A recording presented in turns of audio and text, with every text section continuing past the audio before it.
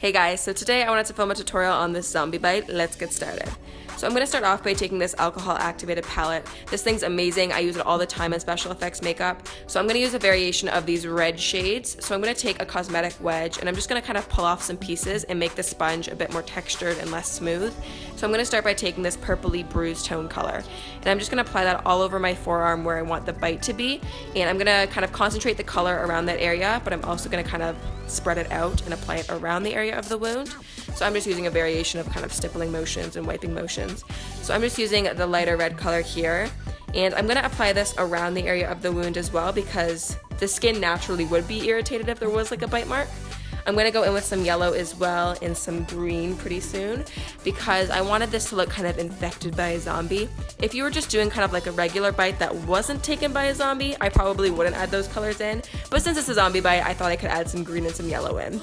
Next, I'm going to take this tiny little painting brush and I'm going to use that to paint on the veins.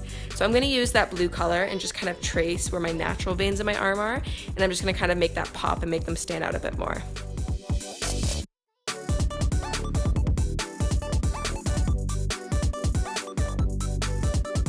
I'm also going to take a mix of the red and purpley colors and kind of make little broken capillaries around where the bite's going to be.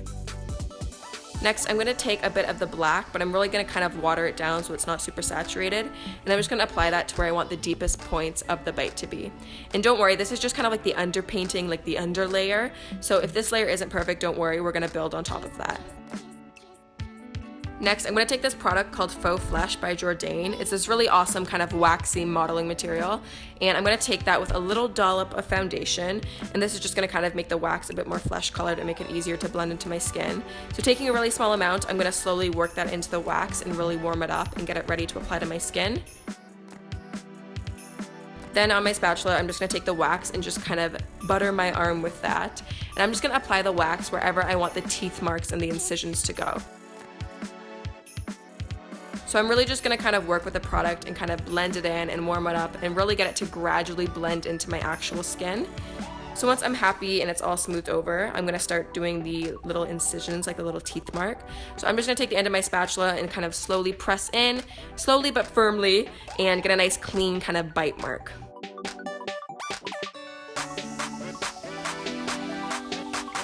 Then once I'm finally happy with the shape of the bite marks and I'm really happy with how the wax is looking, I'm going to take some liquid latex, and this is just going to kind of help seal the wax and hold it in place.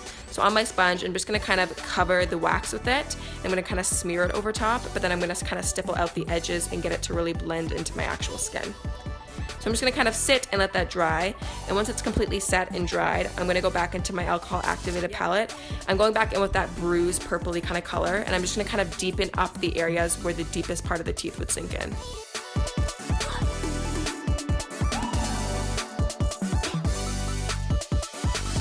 Then I'm just going to take a sea sponge and soak it in a little bit of alcohol and then put some red and purple alcohol activated colors on there. And I'm just going to kind of stipple that over top of the wax and blend in like the underpainting with the new layer of wax and just kind of blend it all together. And I really like the texture of the sea sponge. It creates a really interesting kind of broken capillary texture on the skin, so I really like that. Then I'm going to go in with a little bit of the black alcohol activated paint, and I am really watering down this color because I don't want it to be too saturated, so I'm just going to put that into the deepest points of the bite mark.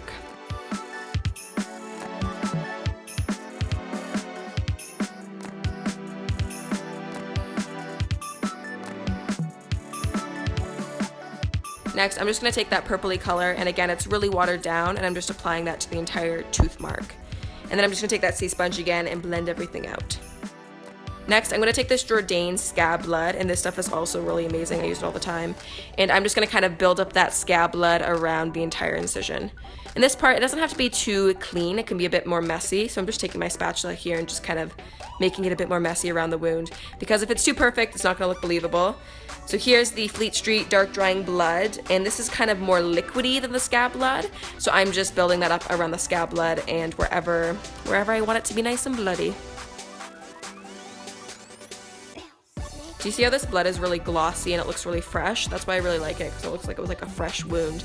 But it does dry and set like solid. It doesn't stay liquid forever.